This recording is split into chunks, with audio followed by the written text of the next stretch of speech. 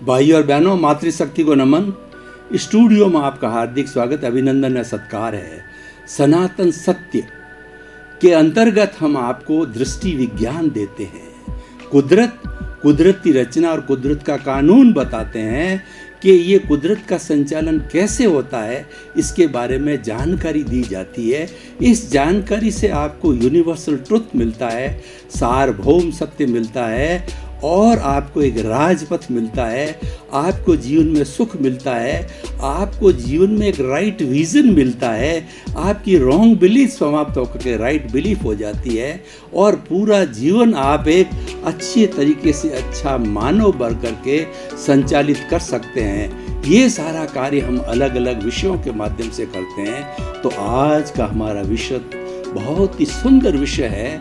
वो विषय है कुदरत का कानून। भाई और बहनों, कोई भी चीज कानून के अंतर्गत चलती है तब वो गरिमामय होती है, वह अनुशासित होती है और वह सर्वप्रिय होती है।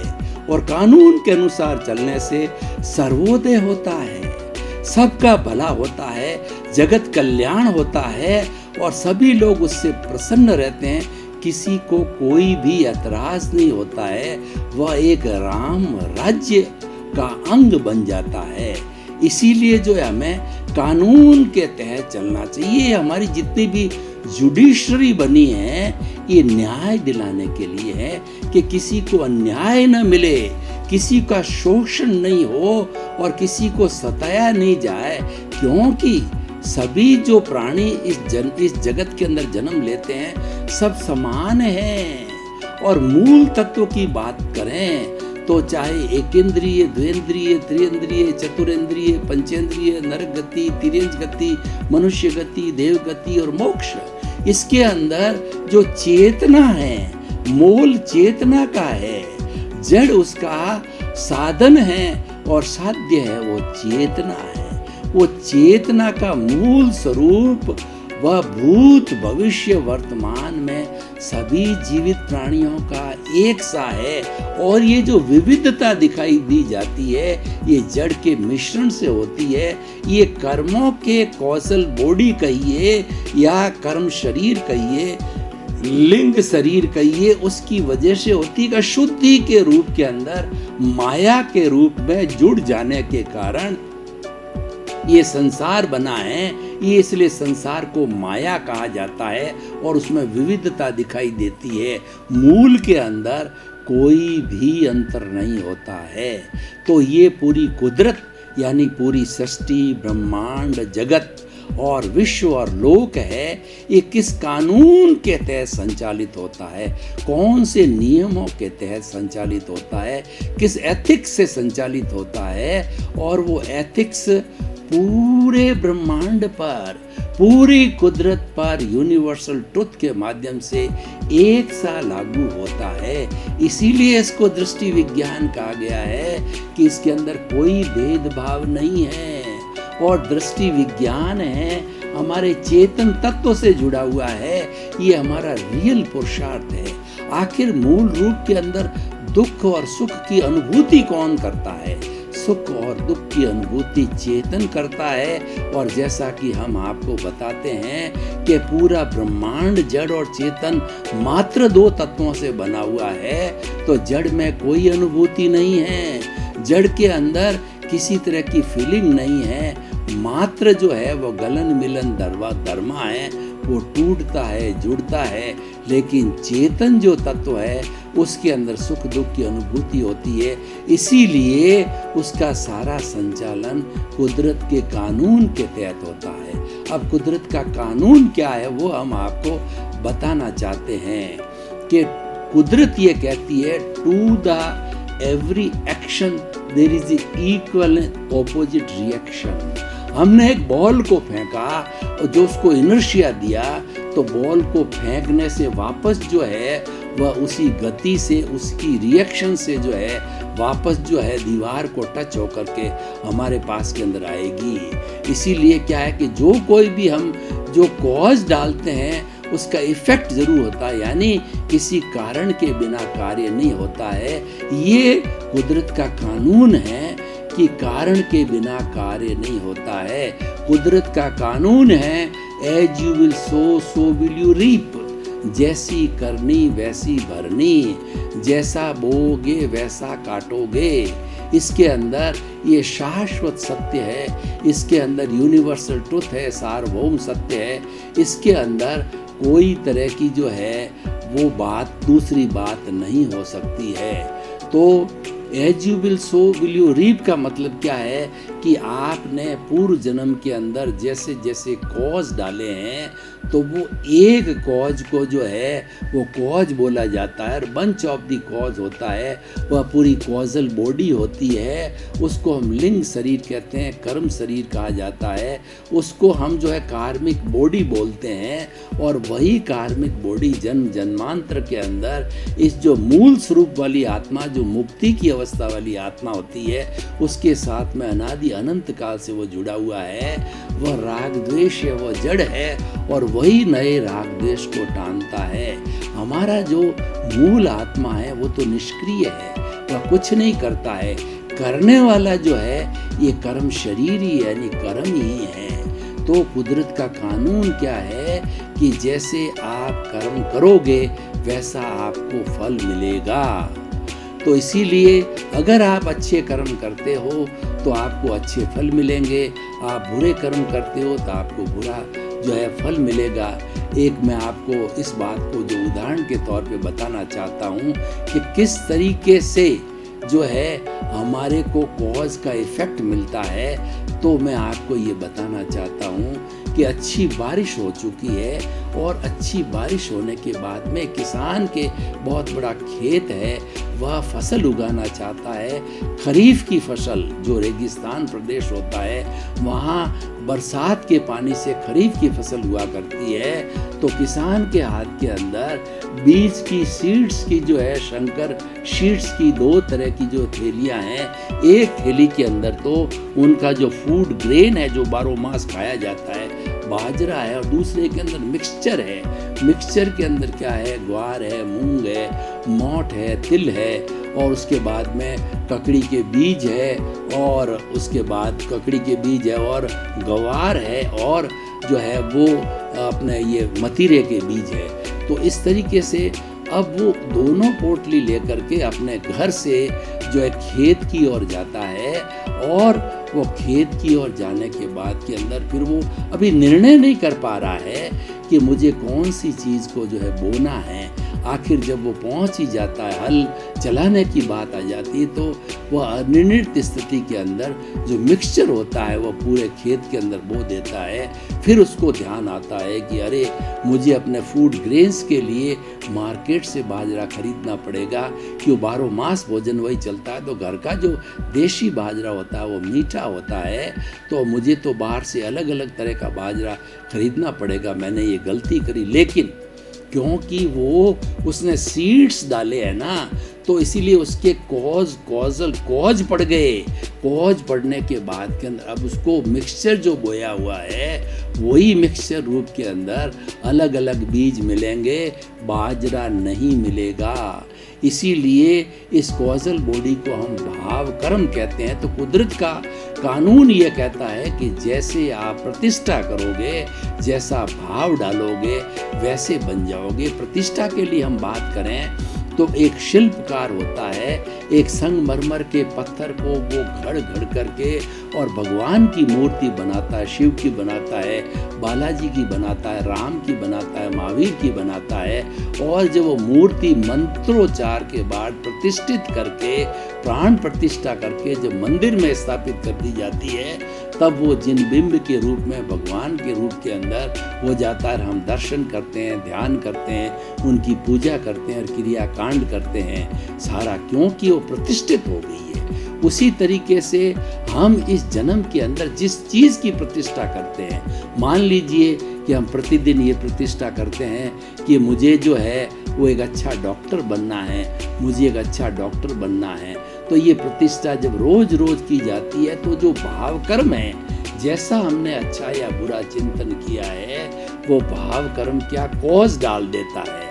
और ये कॉज डालने से ये कॉजल बॉडी जो पहले है वह कॉजल बॉडी जो है वो और चार्ज हो जाती है, और चार्ज होकर के नेक्स्ट बर्थ के अंदर जब उसका डिस्चार्ज होने का समय आता है, तब वो कुदरत का कानून ये कहता है कि जैसे जैसे भाव डाले थे, जैसी जैसी प्रतिष्ठा की थी, उसके अनुरूप ही दूसरे जन्म के अंदर वो द्रव्य कर्म के रूप में बदल जाते हैं। द्रव्य कर्म का अर्थ होता है कि वो जो है उदय काल के अंदर आ जाते हैं और प्रारब्ध के अंदर आ जाते हैं, और उसी के अनुसार जो जैसा जैसा आपने कर्म बीज डाला है, उस कर्म बीज के अनुरूप आपको कर्म फल मिलने चालू हो जाते हैं। उस कर्म फल से आपको सुख और दुख की अनुभूति होने लगती है।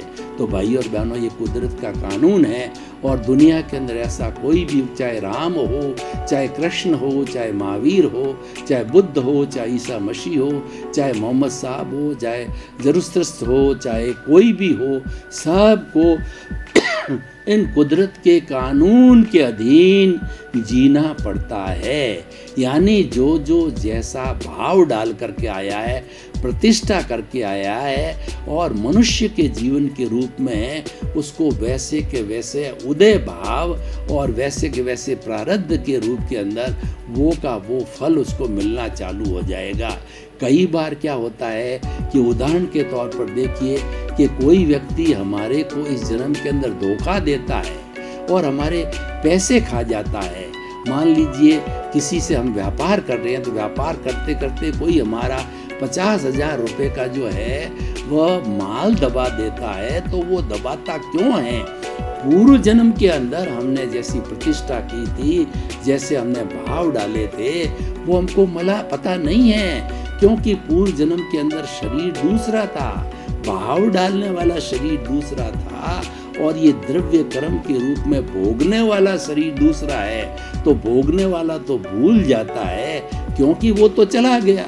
जो जिसने प्रतिष्ठा डाली थी वो तो खत्म हो गया, वो तो जल भून के राख हो गया। लेकिन जो भूतकाल के अंदर जो हमारी ये जो प्रभु है, ये जो हमारा आत्मा है, वह पहले इसी रूप में था जैसा कि आज इस रूप में है। और आज जो मैं जैसे सोहन राज हूँ, जैसे प्रतिष्ठा करता हूँ, जैसे भाव डालता हूँ, तो अगले जन्म में ऐसा चार्ज किया हुआ, अगले जन्म में मान लीजिए यशवंत राज नाम का व्यक्ति होगा, तो वो उसका भुगतान करेगा, क्योंकि मैंने भाव कर्म डाल करके आने वाले के लिए, यशवंत राज के लिए द्रव्य कर्म की रचना कर दी, और वह उस कानून के तहत भुगतता रहेगा।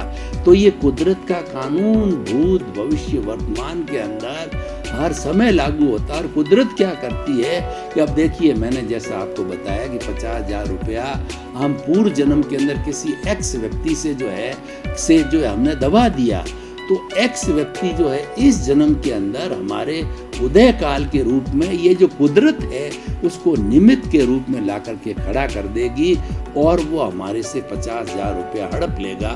और हम कहते हैं हमें धोखा किया। ये धोखा नहीं, आपके ध्वनि की प्रतिध्वनि है। पूर्व जन्म में आप ध्वनि करके आए हो, पूर्व जन्म में इसका दबा के आए हो, तो अब आपका दबा रहा है, तो ये तो आपका हितैषी है। ये तो आपका जो ब्याज आपका जो है भुगतान क्लियर कर रहा है, आपका खर्चा उतार रहा है, आपको मोक्ष की ओर अग्रसर कर रहा है। आप तो उसके प्रति कृतज्ञता ज्ञापित करो। आप जो पूर्व जन्म की बात को भूल गए, क्योंकि आपके पास में कोई अवधि ज्ञान या कोई दूसरे तरह का जो है जातिस्मरण ज्ञान वगैरह नहीं है, तो आपको पता नहीं है। लेकिन हमें मालूम नहीं होने से कोई भी जो चीज़ असत्य नहीं हो जाती है, क्योंकि कुदरत का कानून कभी भी असत्य नहीं हुआ है। हुआ सो न्याय। कुदरत जो करती है वो हमेशा न्याय करती है, क्योंकि जो हमारे वर्तमान के जो न्यायाधीश है, मुंसिफ कोर्ट है, CJM है, सेशन कोर्ट है, हाई कोर्ट है, सुप्रीम कोर्ट है, ये सब वकीलों के आधार पर, साक्ष्य के आधार पर, प्रूफ के आधार पर अपना निर्णय देते हो। निर्णय देने वाला स्वयं भी जज एक इंसान है, वो तो एविडेंसेस के आधार पर देता, उससे गलती होना संभव है। लेकिन कुदरत का कानून इतना परफेक्ट है कि उसके अंदर गलती कभी नहीं होती है। वो तो कर्मों के अनुरूप ही जो है उसको पनिशमेंट मिलता है, अवार्ड मिलता है। और लोग कहते हैं कि ये जो है वह पनिशमेंट और अवार्ड देने वाला भगवान है। देखिए, भगवान किसी के लिए क्यों बुरा बनेगा? भगवान तो बुरा है ही नहीं, फिर वो बुरा क्यों कहलाएगा? वह क्यों किसी को पनिशमेंट देगा और अवार्ड देगा, वो तो हमेशा न्यूट्रल रहता है। जो देने वाला मुख्य तत्व है अपने कर्म ही है, और कर्मों का जो सिद्धांत है, फिलॉसॉफी ऑफ द कर्मा है, वो इतनी परफेक्ट है कि उसके अंदर कोई गलती नहीं होती है। जैसे हमारा कंप्यूटर का सॉफ्टवेयर होता है, हार्डवेयर होता है, जो सॉफ्टवेयर जैसा जैसा डिज़ाइन करके हमने डाला है उसमें हमारे में गलती होना संभव है, लेकिन सॉफ्टवेयर में गलती नहीं है। तो ये कुदरत का कानून तो इतना परफेक्ट होता है कि उसमें गलती होने की कोई गुंजाइश नहीं है, क्योंकि वो तो ऑटो मोड से चलता है, और उसके साथ साथ के अंदर वह जो है पूरा एक अपना नेटवर्क लेके चलता, व्यवस्थित शक्ति है, साइंटिफिक सर्कमस्टेंशियल एविडेंसेस है, वही इस कुदरत का कुदरती रचना है, वही कुदरत का संचालन करती है, और वो एक कानून के तहत संचालित होती है, जो कि आज हमारा विषय है। तो भाइयों और बहनों, अब हम इस विषय को कसौटी पर कसें कि ये विषय की रिलीवेंस क्या है, सामाजिक उपयोगिता क्या है, और ये आज का विषय जो है वो हमें कुछ लाभप्रद है या नहीं, व्यक्ति को, समाज को, राष्ट्र को, विश्व को लाभप्रद है या नहीं है, तो उसकी उपयोगिता हम जानकारी करें। तो हम बताना चाहेंगे कि आप मानो या न मानो, लेकिन सारी कुदरत, सारी सृष्टि, सारा जगत है, वो इस कानून के तहत संचालित होती है, और इसका कानून ऑटो मोड से होता है। कानून बहुत परफेक्ट है। कानून क्या है कि as you will sow so will you reap, जैसी करनी वैसी भरनी। कहा जाता है कि पाप का घड़ा जब भरता है तो फूट जाता है। कहने का अर्थ ये है कि आप बुराइयाँ इकट्ठी करते रहते हो, और जब ज़्यादा इकट्ठी होती है तो फिर उसका भुगतान चालू होता है, जो कि प्रारब्ध और उदय कहलाता है। तो वो पुण्योदय पापोदय के अनुसार है। आपने अच्छाइयों को इकट्ठा किया, आपने अच्छे कर्म किए, तो आपको पुण्योदय के रूप के अंदर उदय या प्रारब्ध होगा, और अपने पाप को इकट्ठा किया है तो वो पापोदय के रूप के अंदर जो है वो परिणित होगा। तो भाइयों और बहनों, ये कुदरत का कानून बहुत परफेक्ट है, इसीलिए इसको सनातन सत्य कहा जाता है, इसको यूनिवर्सल ट्रुथ कहा जाता है, इसको सार्वभौम सत्य कहा जाता है कि ये निष्पक्षपाती है, ये पक्षपात किसी का नहीं करता है। कोई इसके नज़र के अंदर, कुदरत की कानून के नज़र में न कोई छोटा है न बड़ा है, ये तो ऑटो मोड से जो है वो कारण कार्य के सिद्धांत पर कार्य करता है, और दूसरा जैसी करनी वैसी भरनी के सिद्धांत पर कार्य करता है, और जैसे कर्म अर्जित किए हैं उसके अनुरूप ही आपको फल देता है। तो भाई और बहनों, हम इस कुदरत के कानून का इतना स्टडी करने के बाद के अंदर हमको सबसे बड़ा निष्कर्ष ये मिलता है कि हम गलत कार्य की तरफ नहीं जाएंगे, क्योंकि हम ये समझने लग जाएंगे कि गलत का परिणाम गलत है, बुरे का परिणाम बुरा है। आज हम किसी के गिरने के लिए खड्डा खोदते हैं कि एक्स आकर इसमें गिर जाए, और हम माया जाल करके वो खड्डा खोदते हैं, लेकिन अगले वाला गिरे या ना गिरे, लेकिन अपनी तो उसी क्षण जो है हमारा नुकसान हो गया, उसी क्षण अपने पाप को अर्जन कर दिया, क्योंकि हमारी भावों की अशुद्धि हो गई है। इसलिए भाव शुद्धि जो है ये सबसे बड़ा उपाय है कि आप किसी के प्रति गलत चिंतन मत करो, दूसरे के प्रति बुरे भाव मत लाओ, किसी को दोषी मत देखो, किसी के प्रति अभिप्राय ओपिनियन मत दो, और अपने राग द्वेष को शांत करो। राग द्वेष को शांत करने का मतलब है संभाव की स्थिति के अंदर आओ। सब चीज़ों का जो है निचोड़ है वो संभाव है, और संभाव हमें सामायिक आलोचना, प्रतिक्रमण, प्रत्याख्यान कराता है।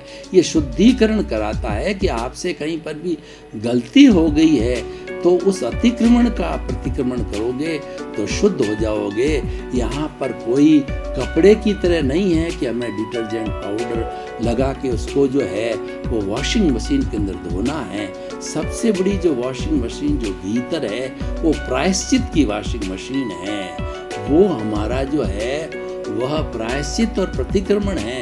ये दो ऐसे टूल्स हैं कि इसके माध्यम से हमारी कितनी भी गलतियां हैं उन सब का हम निवारण कर सकते हैं, क्योंकि यह भी कुदरत के कानून से जुड़ा हुआ है। कुदरत का कानून यह कहता है कि टू एयर इज ह्यूमन। व्यक्ति जो है गलती का पुतला है। व्यक्ति गलती करता है, लेकिन करने के बाद में शुद्ध हो जाओ और पुनः वो गलती जो है न दोहराने का संकल्प लो। ये प्रत्याख्यान कहलाता है। इसीलिए जो है ये हमें 3 तरह के लोगों की बात कही गई है भारतीय संस्कृति के अंदर, कि जो लोग गलती बिल्कुल नहीं करते हैं वो भगवान है, वो ईश्वर है, और वो गलती करके उसमें सुधार करता है, वापस गलती नहीं करता है, तो वह जो है इंसान है।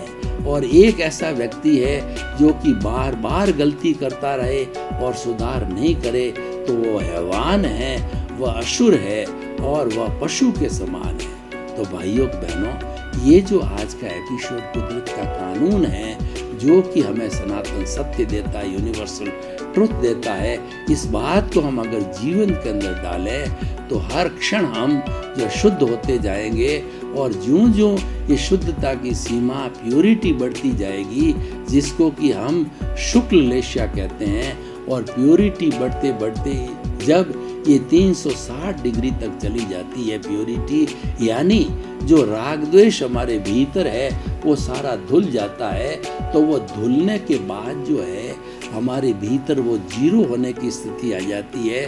तो उस कंडीशन के अंदर हमारे जो है वो केवल दर्शन हो जाता है। केवल दर्शन के बाद केवल ज्ञान हो जाता है। केवल ज्ञान होने का अर्थ ये है कि इस जो है वह इस शरीर, स्थूल शरीर के अंदर, औदारिक शरीर के अंदर वो आत्मा निवास करते हुए वो ईश्वर बन जाती है, पूजनीय बन जाती है, और वह जो पूरा शुद्धि होकर के सब कर्मों का विनाश करके और वो सिद्ध शिला में जाकर के विराजमान हो जाती है, और जिसको कि हम मुक्ति की अवस्था कहते हैं, जिसको हम ब्लिस की अवस्था कहते हैं, कि ये प्राप्त होने के बाद में कुछ भी प्राप्त होना शेष नहीं होता है।